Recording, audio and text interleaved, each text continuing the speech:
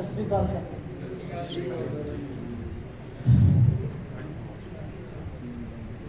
अभी पीछे गढ़वासु के डॉक्टर अश्वनी सर आए थे, उनके सर का लेक्चर हुआ था। खैर मैं बहुत ज़्यादा इस पर कुछ कहूँगा नहीं, लेकिन दो चार शब्द कहूँगा कि जो भी लेक्चर हुए उससे हम सेटिस्फाई नहीं हुए। हमारा जो हमारे फार्मर का स्टैंडर्ड है, अगर हम सर का एक कमिटमेंट था कि गो फॉर DCR स्टेप्टोपेंसिलिन। आप कोई भी फार्मर, आप एक भी जानवर को अगर हमारे जो आपका जो फॉर्म है उस पर एक भी जानवर अगर आप ठीक कर देंगे मेस्टाइटिस का, वो समय 10 साल पहले की बात है। वो चीज़ें, सारी चीज़ें रेजिस्टेंट हो चुकी हैं, सारी चीज़ें रेजिस्टेंट हैं। तो उस मुद्दे को सोचना ही नहीं है। हाँ, कहाँ यूज़ करना है? DCR को यूज़ करने से पहले आप सिर्फ थन में डालना, यूट्रस में डालना, वो सेकेंडरी एप्लीकेशंस को चेक करना होता है। बाकी चीज़ें उसमें हमारे समझ से नहीं आता है कि एक्यूट मेस्टाइटिस को आप केवल पानी के फव्वारे से आप ठीक कर लें, नेवर, ये नहीं हो सकता है। दूसरी चीज़, सर का कहना था कि हम फॉर्म पे आइवरमेक्टिन का यूज न कराएं। साहब, अगर थिलेरिया, बेवेसिया, एनाप्लाज्मा, ट्रिपैनोसोमियासिस, यही हमारे फार्म के लिए फैटल होता है, यही मारता है जानवरों को। क्योंकि वो हमारा सब्जेक्ट नहीं है, हम गायनिक एक्सपर्ट हैं, लेकिन उसके साथ काम करते करते इतना तो अनुभव हो ही गया है कि अगर थिलेरिया, बेवेसिया, एनाप्लाज्मा, ट्रिपैनोसोमियासिस को ठीक करना है तो आइवरमेक्टिन को साथ में लेके चलना होगा, पैरेलल। आप लेके नहीं चलेंगे, नहीं ठीक कर पाएंगे भाई। चिच्चड़, सर बोल रहे थे कि चिच्चड़ है ही नहीं है। अरे सर, हमारे बहुत अच्छे फॉर्म पे भी बहुत चिच्चड़ दिख जाते हैं। खैर, कहने का मेरा मतलब रिवाइज ये है कि आइवरमेक्टिन आपको लगाना है, स्टेप्टोपेंसिलिन भी देना है, उसको इंट्रायूट्राइन डालना है, थन में डाल दीजिएगा। एक सर का इधर से किसी का सवाल आया था कि हमारे पास 6 महीने की हीफर्स हैं और उसमें थन बनने लगा है।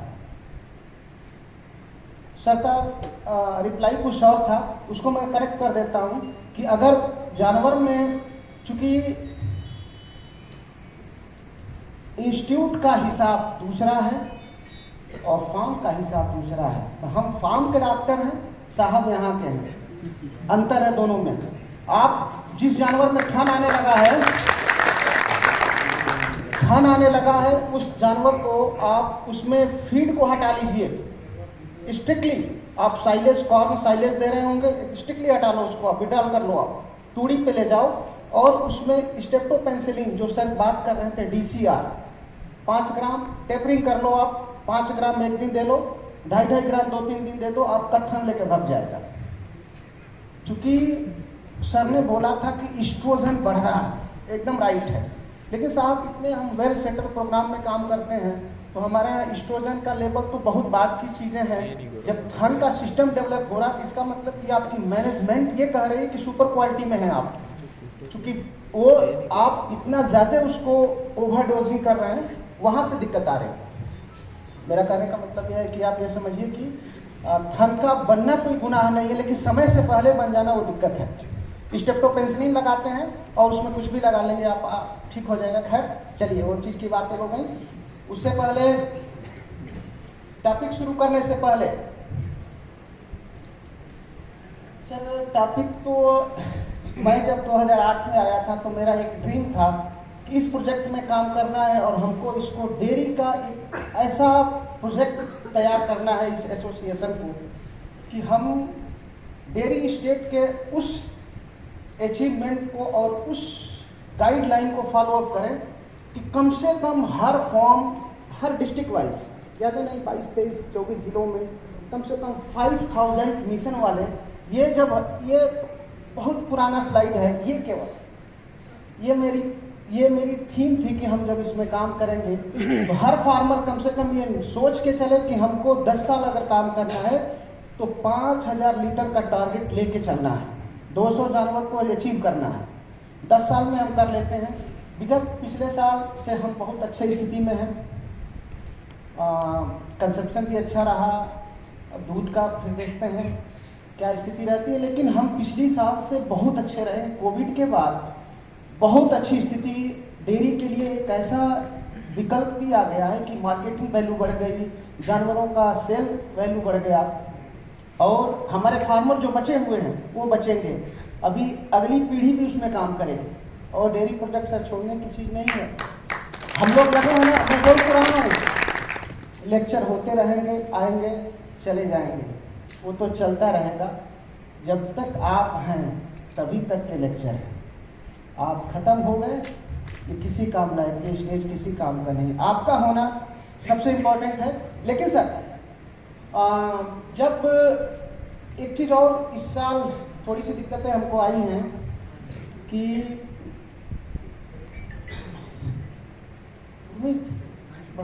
सर एक स्लाइड को हम डिस्कशन कर लेते हैं। इस बार बड़ा आश्चर्य हुआ, 3 सालों में हमारे फॉर्म पे, किसी भी फॉर्म पे लैमनेस की प्रॉब्लम नहीं आ रही है। पहले ये होता था सर ना कि 2008, 9, 10, 11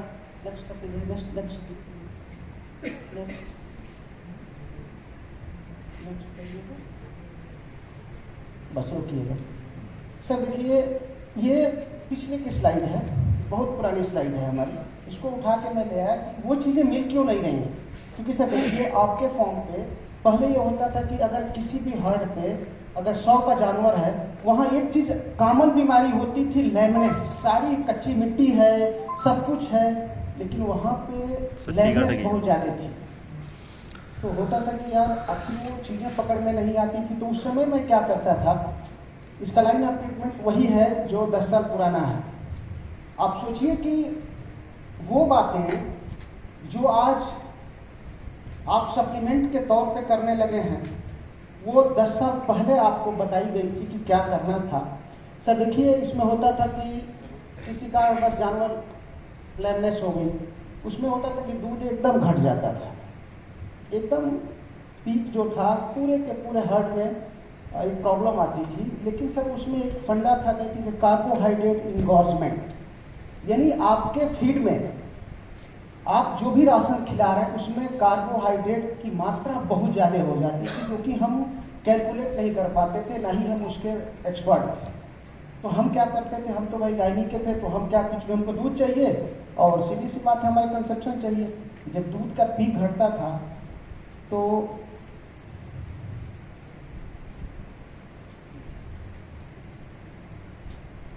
हम सब क्या करते थे, उस समय हमारे पास सोडा बाइकार्ब जो सोडा होता था, आप सर देखिए इसको हम देते थे, और एक दवा यूज कराते थे एविल, जो आप अगर पूछा जाए कि एविल किसकी दवा है तो आप ये बताएंगे कि साहब रिएक्शन को रोकने के लिए हम एविल लगाते हैं, या एनाफाइलेक्टिक को चेक करने के लिए।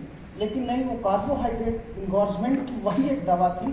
आप देखिएगा इसमें सोडा बाइकार्ब मतलब सोडा, एविल को हमने प्रिस्क्रिप्शन में डालता था। उस समय हम पूरे लैमनेस को ठीक कर लेते थे, पूरा फॉर्म अपडेट हो जाता था। 3 से 4 दिन सडन विड्रॉल जो आपका राशन होता था उसको हटा लेते थे। लेकिन आज हम सुबह हम अपनी बुद्धि से पीडीएस के एक चाहे मैनेजर कह लीजिए चाहे जो कह लीजिए, उनको मैं सुबह फ़ोन किया हूँ कि सर आप हमें ये बताओ कि आपके पास क्या ईस्ट का कोई इस तरह का चीज़ यूज कराते हो क्या। तो उन्होंने बताया कि हम ईस्ट यूज करते हैं। बस हमको एक ही चीज़ मिल गया कि ईस्ट अगर है कहीं पे। अब देखिए क्योंकि ये टेक्निकल साइंस कितना जाल मकड़ी की तरह फैला रखा है कि ये सोचने का नज़रिया केवल अलग है। लैमनेस 3 साल से हम काम कर रहे हैं, पीछे 2-3 साल नहीं हम आ पाए, लेकिन वो चीज़ें मिल नहीं रही है। वो हमारे दिमाग में आज भी खटक रहा है कि अगर डेयरी प्रोजेक्ट है तो लैमनेस कैसे ख़त्म हो गई, रिपीट ब्रीडर कैसे ख़त्म हो गई, और जो चीज़ें हैं वो कैसे ख़त्म हो सकती है, हो नहीं सकता है उसमें। क्योंकि इन्होंने बताया है कि सर हम ईस्ट भी दिलवाते हैं।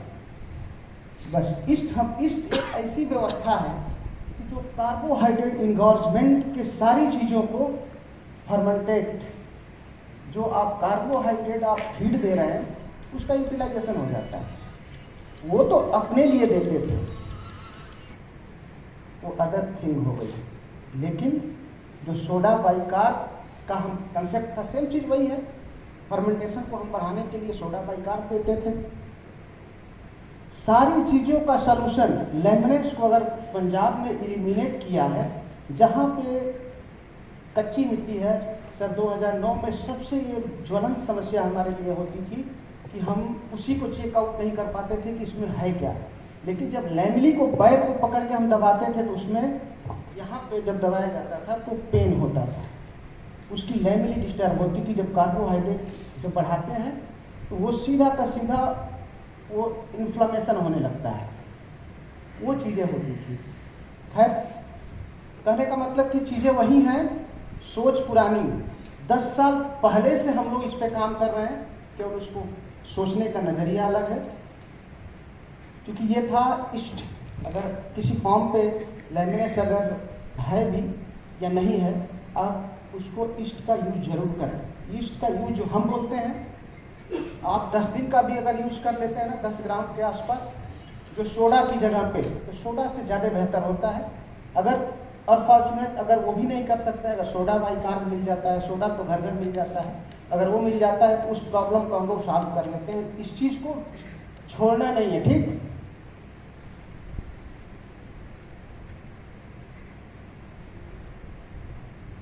अब आ जाता है सर जिसके लिए हम आए हैं।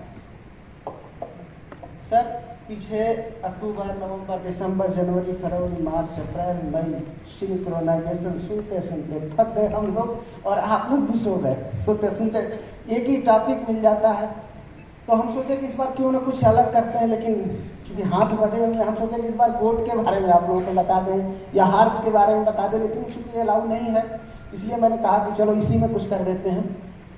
सर जैसे ही कॉविंग शुरू होती है, 1 से 2-3 महीने में हमारा सारा चीज़ अपडेशन होने लगेगा। कॉविंग होने के बाद रिमांड, यहीं से कहानी शुरू हो जाती है हमारी। जैसे ही कॉविंग शुरू हो गई, पहला चीज़ ध्यान रखिएगा, इस चीज़ को बेटमेट को 2 ml देना ही देना है। कॉविंग में आपको सपोर्ट करेगा, सूने में सपोर्ट करेगा। और कर सकते हैं, अगर हमारे कुछ फार्मर्स ऐसे भी हैं कि जो 11 दिन बाद भी रिपीट कर देते हैं, उसके अगले साल 2024 में एंट्री करेंगे हम, तो ये स्थिति धक्का मारने वाली स्थिति नहीं रहेगी रिपीट ब्रीडिंग की। अभी से इसको चेकआउट करना है और ध्यान से, क्योंकि सर देखो, ये शनिवार से मैं चल के और आज बृहस्पतिवार को पहुंच रहा हूँ केवल इस लेक्चर को लेने के लिए। अब मानसून ने रास्ता बिगाड़ दिया, सब कुछ गड़बड़ हो गया, लेकिन फिर भी मुझे था कि ऑडियंस कम आए, क्योंकि मुझे खेद है कि ऑडियंस होने चाहिए, क्योंकि ये बातें फार्मर तक जानी चाहिए कि उसको करना क्या है। बेटमेट लग गया, और सर 11वें दिन फिर, चूँकि सिस्टिक को अगर आप मिशन पे ले चल रहे हैं कि हमको 5000 लीटर दूध भी लेना है, तो साहब 11वें दिन 5 ml से लेकर 10 ml तक आप GNRS जरूर ले लेना। सिस्ट की प्रॉब्लम सॉर्ट आउट हो जाएगी। फिर से सुनिए, कॉविंग हो गई, आप आंख बंद कर लेना है, एकदम किसी से पूछने की जरूरत नहीं, उठाना, वेटमेट 2 ml लगवा देना, अटेंडेंट को बोलना बेटा 11वें दिन फिर लगा दो। अगर नहीं लगा सकता है तो बोलिए कि बेटा आप GNRS रिसेप्टार जो भी आपके पास ब्रांड हो आप यूज कर लो।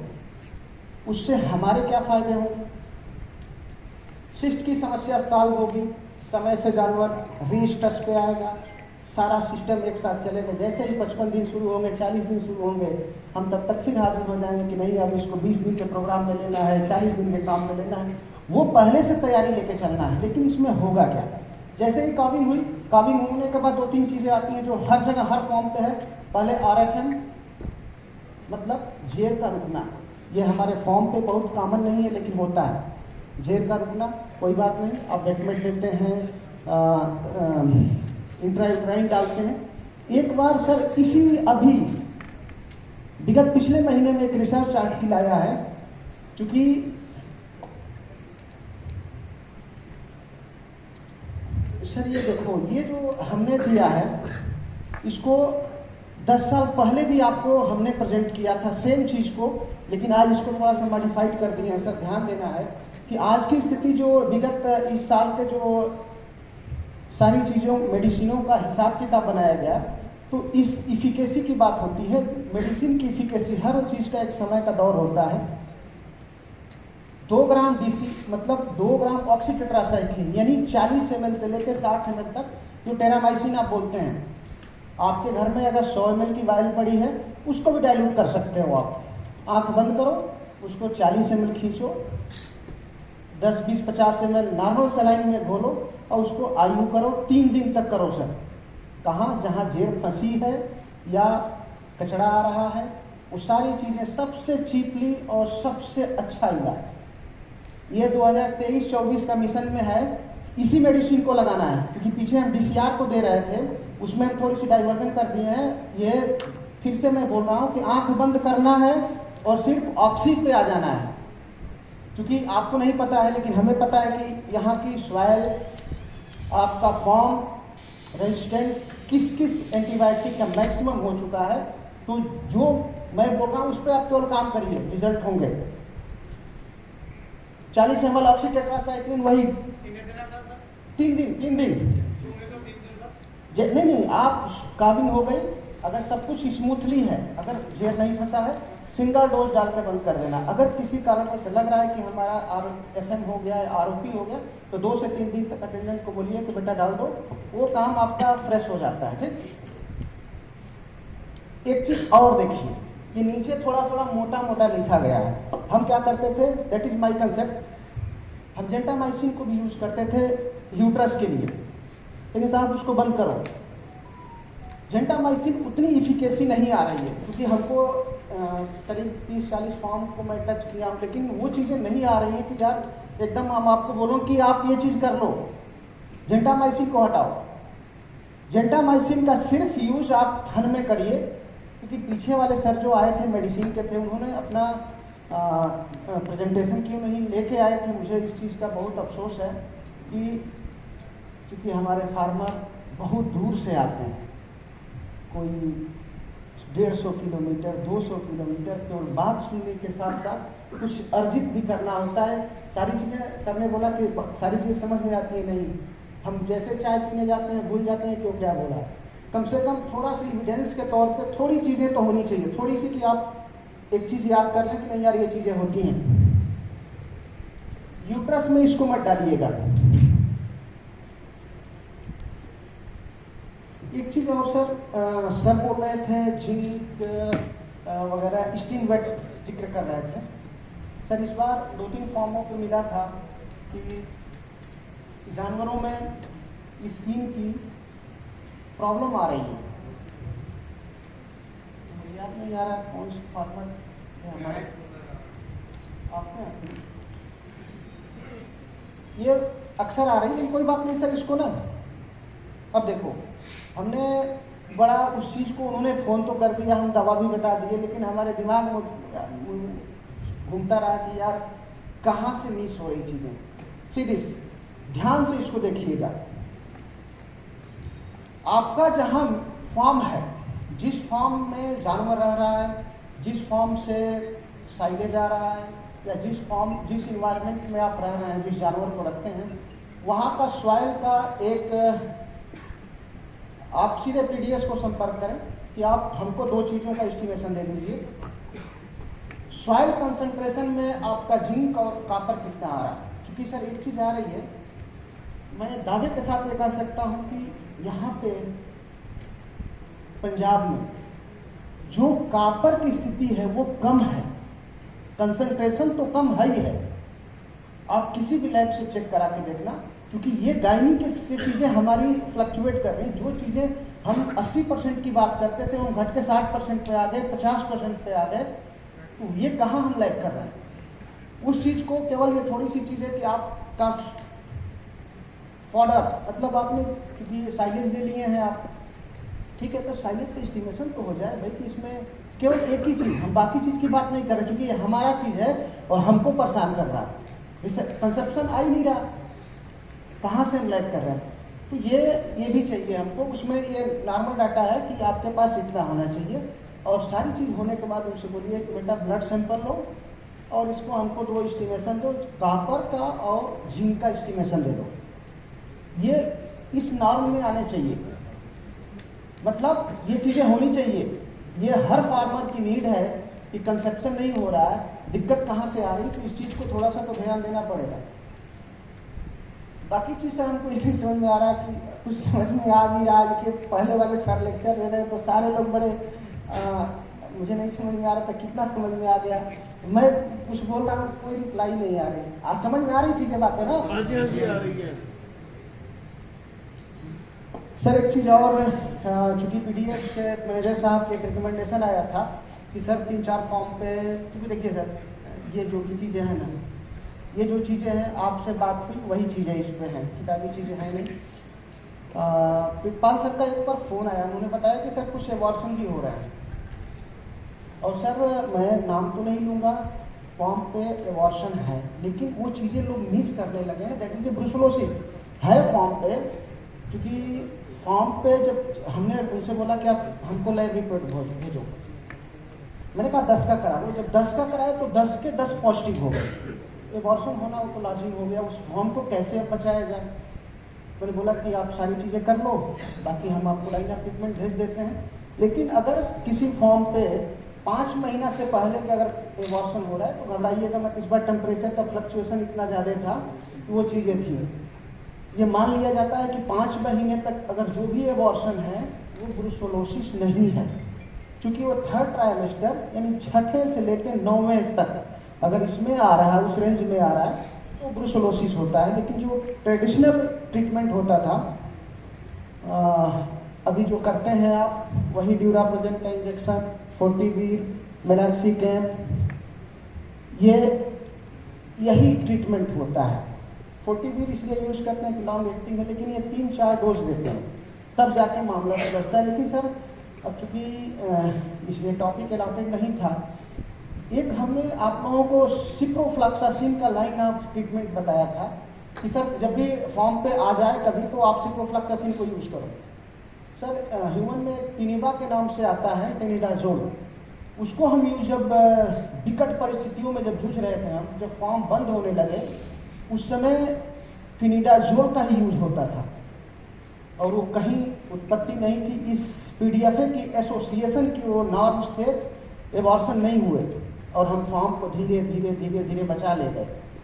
तो उसका अगर इस तरह से बात हुई तो पीछे वाली स्लाइडें अगर मिलती हैं कहीं तो मिल जाए तो सो फार गुड, नहीं तो अगर आप बोलेंगे तो फिर मैं उसको किसी भी तरह से अवेलेबल करा दूंगा आपको। उसमें टिनिडाजोल और सिप्रोफ्लॉक्सासिन देते हैं, सिर्फ 2 ही मेडिसिन, केवल आईवी देते हैं, 5 दिन देते हैं, एबॉर्शन चेक हो जाता है। क्योंकि यहाँ पे उस चीज़ को आपके ही नॉर्म्स को सीख के ले जाके लोग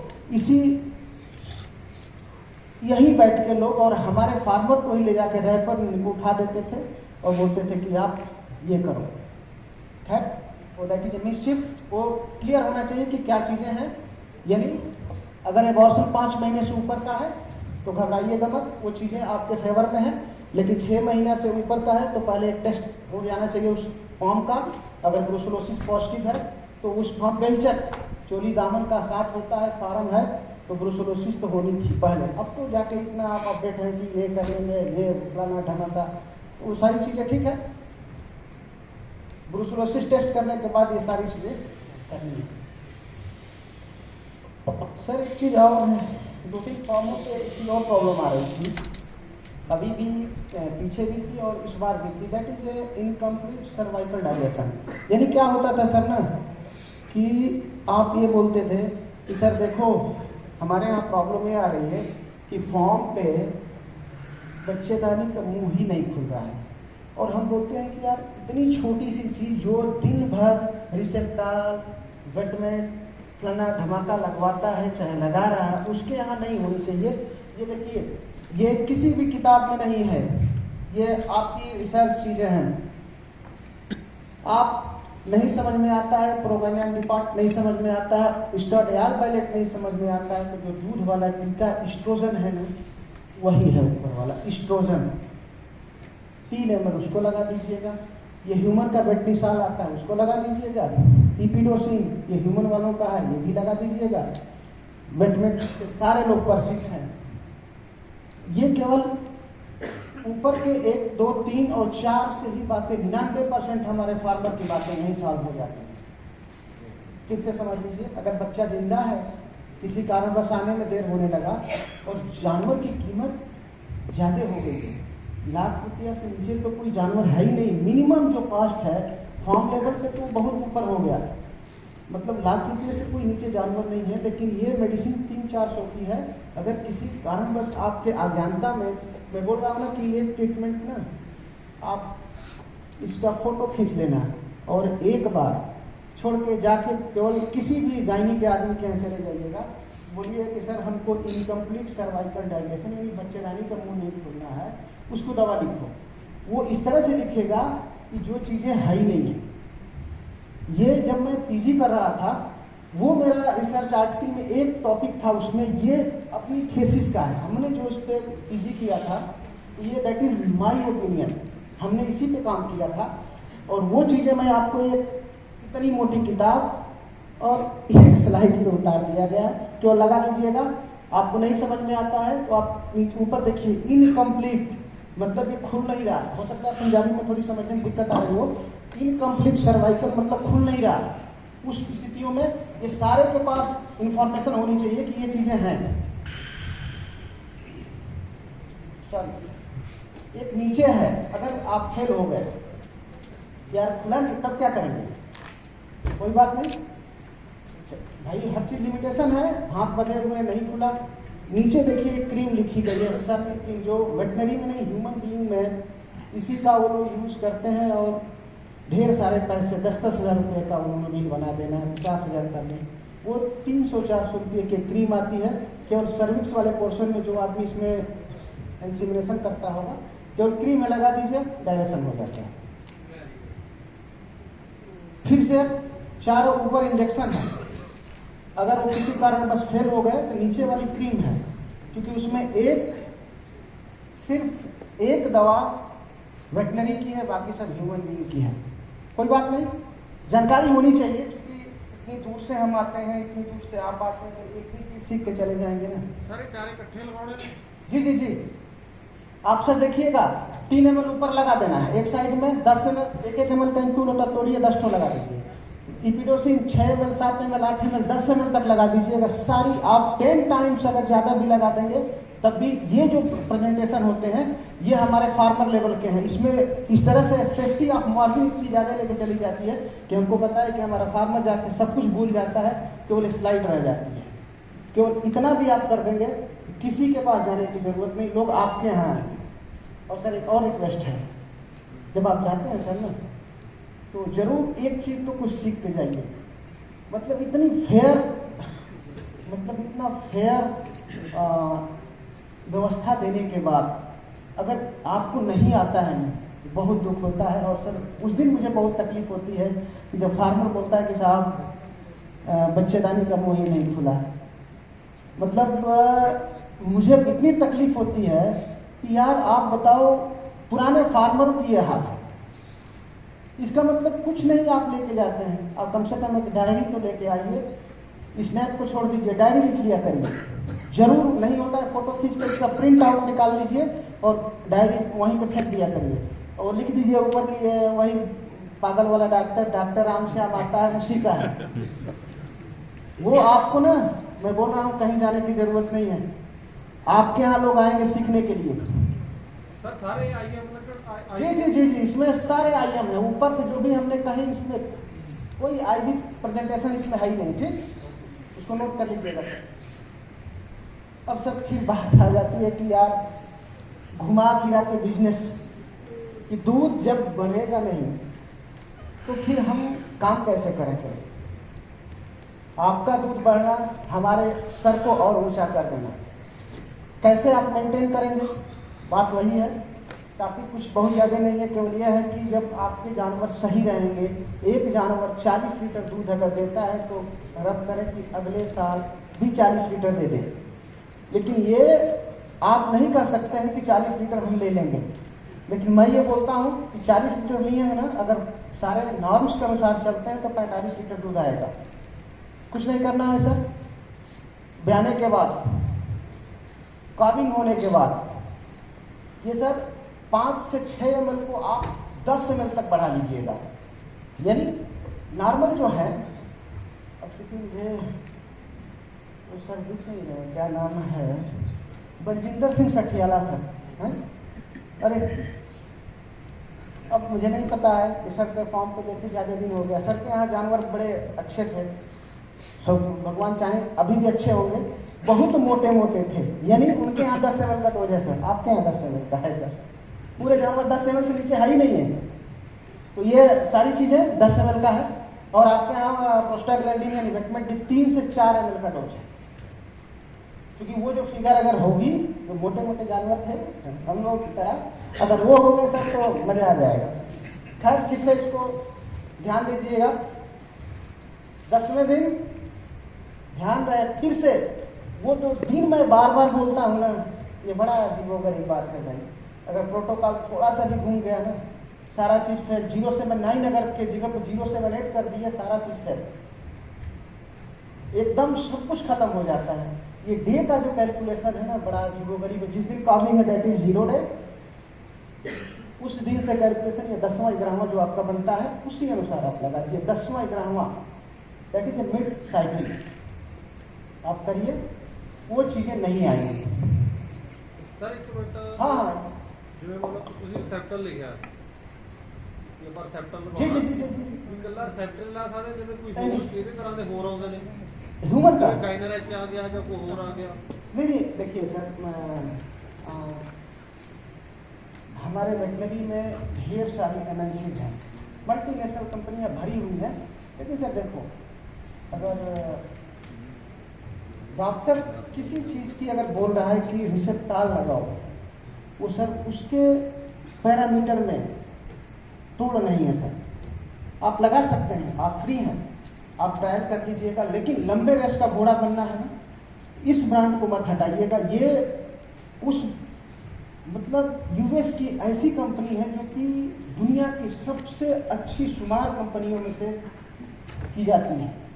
वहाँ से इंडिया में नहीं बनता है, और हमारे यहाँ न बनना ही उसकी सबसे बड़ी एक्यूरेसी है। उसको 10 चैनल से गुजरना है। हम तो बना के ले आके आपको दे देंगे कि ये ले लीजिए, आप लगा देंगे। लेकिन अगर कहीं उसको एमएनसी से कहीं उसको ट्रांसपोर्ट करना है, वो सारे नाम उसको फिट करना पड़ेगा।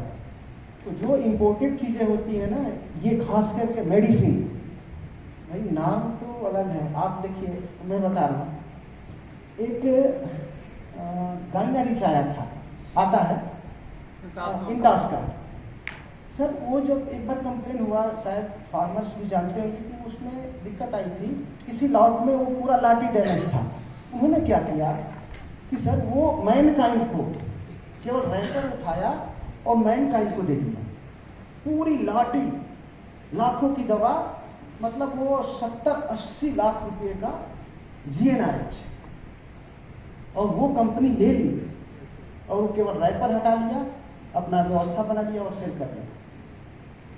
तो सर मैं इसलिए बोलूँगा कि अगर जो ब्रांड की बात है, अगर उसको आप यूज़ करते हैं तो सोफा, नहीं तो आप स्वयं समझदार हैं। ਕਿਉਂਕਿ ਮੈਂ ਤਾਂ ਪੁੱਛਿਆ ਕਿਉਂਕਿ ਵੇਰਕਾ ਦੇ ਵਿੱਚ ਗਾਈਨਾ ਐਚ ਦੀ ਸਪਲਾਈ ਜ਼ਿਆਦਾ ਹੈ, ਜਿਹੜੇ ਮਤਲਬ ਵੇਰਕਾ ਦੇ हाँ हाँ ਡਾਕਟਰ जी ਸਪਲਾਈ जी ਕਰਦੇ ਨੇ। जी, जो भी है मैं छोटे छोटे ਆਪਣੇ ਗੱਡੀ ਲਈ ਫਿਰੀ ਜਾਂਦੇ ਨੇ, ਮਤਲਬ ਫਾਰਮ ਵਰਤਦੇ ਨੇ, ਰਿਜ਼ਲਟ ਆਉਂਦਾ ਨਹੀਂ। सर वो मैं कोई टेम्परेचर मेंटेन नहीं, कुछ नहीं नहीं टेम्परेचर तो सर देखो, बुसलिन में सिर्फ यही एक रिसेप्टॉल है कि जिसमें आप देखेंगे वायल के ऊपर 2 to 8 डिग्री सेंटीग्रेड पे इसको मेंटेन करते हैं। लेकिन ऐसा नहीं है, वो दवा गड़बड़ नहीं है। हम भाई देखिए, उस दवा को हम यूज़ करते हैं, हम गायनी के आदमी हैं, लेकिन हम वैक्सीन बनाने वाले नहीं हैं। लेकिन सर देखो, ये जो भी चीज़ें हैं, ये चीज़ों के साथ कोई समझौता नहीं है।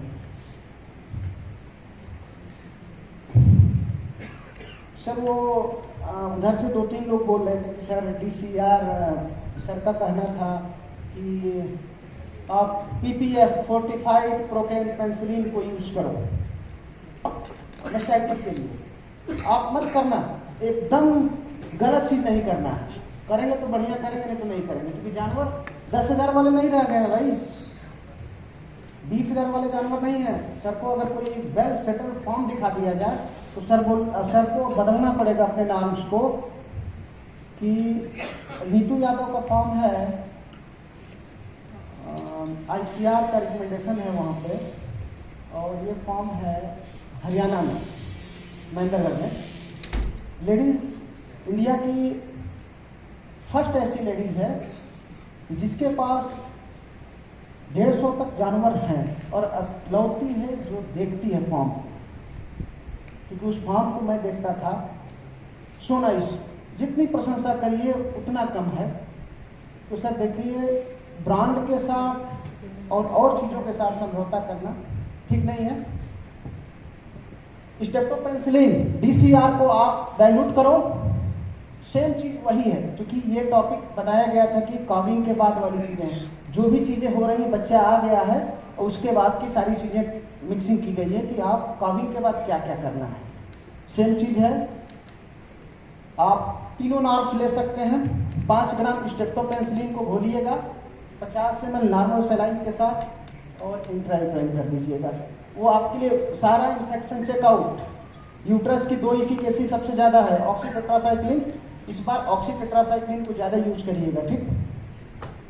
सेकंड पे है 60 ml ऑक्सीटेट्रासाइक्लिन, 40 से 60 अप टू 70 ml तक जाइएगा, जो बहुत बड़े 7 कुंटल 8 कुंटल जानवर हैं। और 40 से शुरू करिएगा, 60 तक चले जाइएगा, उस हिसाब से आप देख लीजिएगा। और नीचे वही चीज़ फिर है, वेटमेट को देने के बाद ही आप काम करेंगे। ये आपके जो भी चीज़ें हैं, ये थंब रूल हैं, इसके बाद ही आप आगे बढ़ेंगे।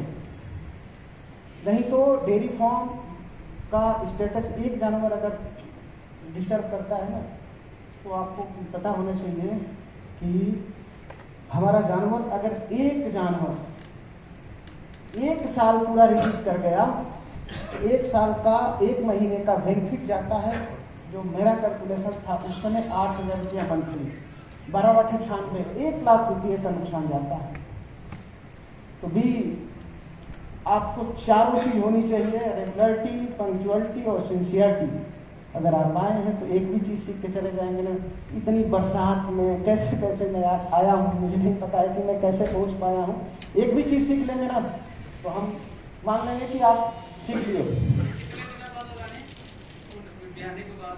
जब इच्छा करे, आज कल परसों नरसों, जैसे इच्छा करे आप कर लो। सर वो बार बार सर की बात इसलिए आ जा रही है कि वो टॉपिक ऐसा वो बोल के चले गए, वो घुमा फिरा के फिर आ ही जा रहा है।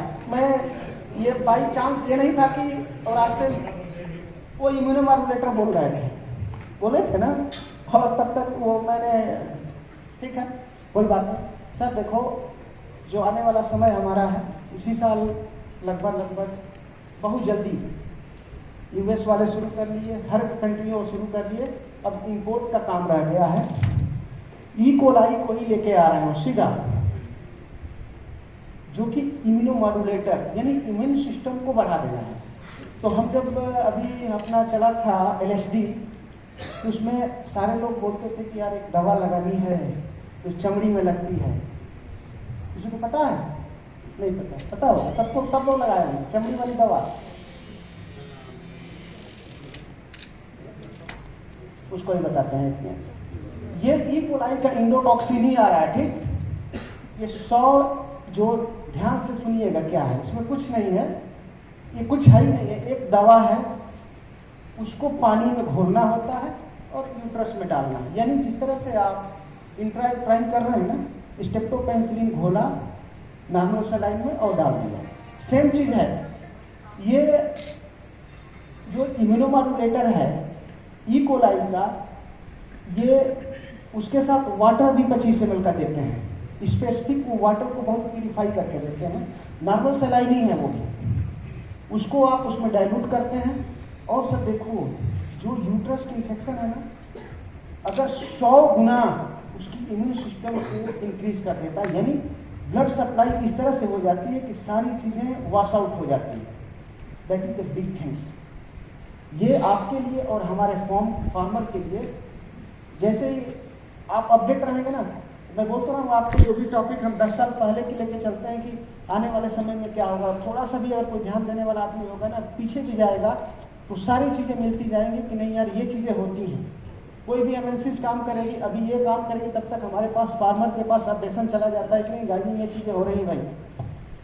इसको देने के बाद देखिए, जो उनका अभी रिसर्च आया है सर 079 का उन्होंने उस फोल्ड पे काम किया और 75% रिजल्ट बढ़ गया। मतलब 079 इसको डालने के बाद यूट्रस में, और जब उन्होंने 079 किया और प्रोग्राम में रन किया, इतना अंतर हुआ है। घर घबराइए मत, एक आध महीने में हम लोग फिर मिलेंगे तो इस दवा के साथ मिलेंगे, वो आ जाएगी, चल रहा है इम्यूनोमॉड्यूलेटर।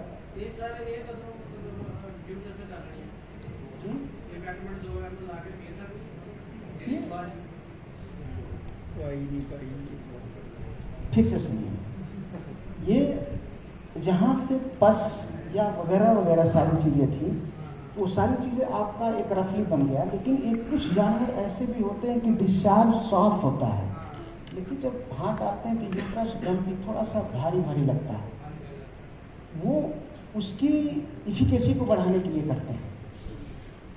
ठीक, अगर हमारे पास पैसे का इशू नहीं बनेगा, जब हमारे जानवर 2-2 लाख के बिकने लगेंगे ना, तो मैं बोलूँगा आप इसको डालो। स्ट्रेप्टोपेनिसिलिन की क्या बात करते हैं? हम दुनिया की सबसे अच्छी चीज़ बात करेंगे। हम दुनिया के सबसे अच्छे फार्मर में बैठे हैं। आप बाहर भी जाएंगे ना, बेसिक चीज़ अगर आपके पास क्लियर है ना, उनको भी दवा देंगे, मेरा दावा है। वो बात ही नहीं कर पाएगा, 1 मिनट भी आपके सामने नहीं रुकेगा कि आप इतने बड़े जानकार हैं। केवल ये बैठना, खा के चले जाना ये नहीं है।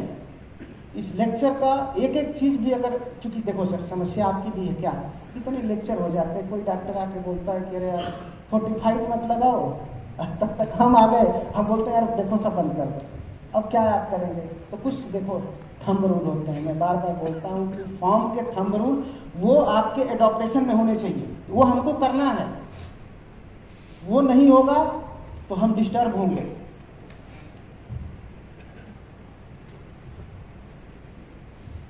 बाकी सब कुछ है ही नहीं। अब चूंकि सर देखो टॉपिक ऐसा ही मिल गया था कि पोस्ट ऑपरेटिव दिक्कत तो है ही नहीं, तो अब क्या कुछ है आपके उसमें कि जो कुछ चीज समझ में ना आई हो? एक नहीं कई पूछ लीजिए भाई, बोलिए। सर मैं वो साल को सवाल किया था, एक के दिन पर आता है तो 2 सालों के वो गर्भवती नहीं हुई तो क्या होगा? सारा चीज सिस्टम ठीक है, जुड़वा तो नहीं था, जुड़वा तो नहीं था, जुड़वा नहीं था ना, श्योर। अच्छा, तो यूट्रस ठीक है, मतलब आँख बंद करके जीरो करने लगा लो, सीडर लगा लो, क्या लगाया था सारे प्रोग्राम का। तो सर देखो तो गड़बड़ है। जब प्रोग्राम फेल होने लगे तो इसका मतलब कि उसकी डायनामिक्स गड़बड़ है। अब सर एक काम करो, थोड़ा सा उसमें वाइटामिन का डोज बढ़ा के देखो। क्लोरोफास्फान को जो आप देते हो ना, क्लोरोफास्फान वाइटामिन वगैरह वगैरह, थोड़ा सा इसको 5-5 डोज दे लो 48-48 घंटे, उसके बाद 0 से 9 घंटे कर दो आप। नहीं सर बात समझ में आई सर। देखिए उसमें प्रॉब्लम, जी सर प्रॉब्लम वो नहीं है, प्रॉब्लम ये है कि जब आप प्रोग्राम में रन कर लिए, सीडर भी लग गया सर, सीडर का भी नहीं हुआ, तो सर वो घोर समस्या है, वो आपकी समस्या नहीं है। 1% में अगर जानवर है तो हम क्या ऊपर से अगर लिख के आया है कि अगर गड़बड़ है तो कैसे कर लेंगे? एक जानवर पे लकीर का फकीर नहीं होते हैं, उसको इंडक्शन पे डाल दीजिए। दूध वाला टीका का हिसाब किताब है, चूना है, इससे बढ़िया क्या होगा? कितना दूध आ रहा है? अरे बेटा आप 20 लीटर आ गया ना, आप 20 लीटर का मतलब ये समझिए कि सारे खर्चे आ गए, पौष्टिक में हो गए। क्योंकि 14 से ऊपर बढ़ गए ना तो 6 लीटर का आपको बेनिफिट में जा रहा है। दूसरी चीज वो कंसेप्शन भी आएगा, जब दूध का प्रोडक्शन इतना बढ़िया आ गया तो आप एक बार फिर सीडर को रन करिएगा, 079 को ही साथ में सीडर रन कर दीजिए, रुक जाएगा। क्योंकि दूध पे चलने, देखिए गड़बड़ ये है, जानवर अगर गड़बड़ नहीं होगा तो दूध पे नहीं चलता। ध्यान रखिएगा, सारे लोग ध्यान रखिएगा कि जानवर का अंदर से जितना गड़बड़ होगा उतना बढ़िया दूध पे चलेगा, और गड़बड़ नहीं होगा तो नहीं चलेगा। यही फेल कर जाते हैं, क्योंकि वो टॉपिक हमारे पास था लेकिन इस पर जानवर लिए थे, उसी में रन किया गया होता। आप करिएगा सर, इंडक्शन पे डाल लिए, सो गुड, जितनी बात कही जाए उतने आप ठीक है, बाकी और किसी को कोई दिक्कत नहीं। बड़ा दुख हो जाता है। वो सर थे तो आप इतना सवाल पूछ रहे थे और मैं जो ਤੁਸੀਂ ਪਿਛਲੀ ਵਾਰ ਦੱਸਿਆ ਸੀ ਸਿੰਕਰੋ ਦਾ जी जी जी सर 079 और जी, 20 डे वाली जी, जी। ਉਹਦਾ ਰਿਜ਼ਲਟ ਇतना आ गया मतलब सवाल थे अच्छा कोई बात नहीं है, तो आप रीडिंग खत्म हो गई वो समस्या गड़बड़ नहीं है, ठीक है, ओके हैं आप। ਮਤਲਬ ਕੋਈ ਸਾਲ ਦਾ ਕਿਸੇ ਦਾ ਵੀ ਦੋਸਤ ਮਿੱਤਰ ਦਾ ਜਾਨਵਰ ਜੋ ਵੀ ਉਹ ਦੱਸਿਆ ਜਿਵੇਂ ਤੁਸੀਂ ਦੱਸਿਆ ਫਾਈਟਰ ਵਿੱਚ ਲਾ ਲਓ ਉਹਨੂੰ ਲਾ ਲਓ ਨਾਲ ਉਹਨੂੰ ਲਾ ਕੇ ਉਹ ਕਹਿੰਦੇ ਵੀ ਪ੍ਰਾਈਵੇਟ ਚੈੱਕ ਹੋ ਗਈ थैंक यू। ये देखिए ये कॉन्फिडेंस आपका लड़के की कौन सी हुई है 1.5 साल की बच्ची खड़ी थी प्रोटोकॉल किया और प्रेग्नेंट ये सब जानते हैं, ये आप नहीं, जब आदमी काम करता है ना, ये कॉन्फिडेंस एक ऐसी चीज होती है कि आदमी बहुत आगे तक निकल जाता है। और कहीं ना कहीं विश्वास करना पड़ेगा किसी न किसी रोज रेजिमेंट पे, कहीं ना कहीं लेक्चर पे, कहीं ना कहीं आप एक पैरासीटामॉल खाते हो ना, तो कहीं ना कहीं विश्वास होता है कि यार ये बुखार उतर जाएगा। तो आप दवा गड़बड़ नहीं होती है, केवल लगाने वाला गड़बड़ होता है, उसका असाइनमेंट नहीं होता। अभी मैं बता रहा हूँ कि जो पिछले 3 महीने पहले हम लोग सोमेटोट्रोपिन्स को मैं लेक्चर लेके गया था, तो उसमें बहुत फार्मर ने फ़ोन किया कि सर उसका डोज कैलकुलेशन ऐसा बता दो कि हम उसको काम करने लगे। मैंने कहा कि सर आने दो उस समय, उसको हम लेक्चर के साथ हर फार्मर को पता होना चाहिए कि अगर सारे लोग करें तो आप भी करो, क्योंकि जब ठीक है वो ब्लड के साथ उसका एस्टिमेशन नहीं आ रहा है तो फिर कैसे पकड़ने आएगा, तो वो अलग की चीज़ें हैं। बाकी और सर किसी को प्रॉब्लम नहीं है ना? प्रधान जी एक बेनती है जी कि ਆਪਾਂ ਇੱਕ ਲੈਕਚਰ 2 ਡਾਕਟਰ ਇਕੱਠੇ ਨਾ ਕਰੀਏ ਜੀ, ਇੱਕ ਨਿਊਟ੍ਰੀਸ਼ਨ ਵਾਲਾ ਬੰਦਾ ਇੱਕ ਡਾਕਟਰ ਆ, ਉਦੋਂ ਪਹਿਲੇ ਡਾਕਟਰ ਸਾਹਿਬ ਚਲੇ गए नहीं तो लड़ाई हो जाती थी अपनी उधर। सर मैं लड़ने को तैयार बैठा कि देखो यही मैं आज भी बोल रहा हूँ, मेरे तेवर 2007 के वही थे।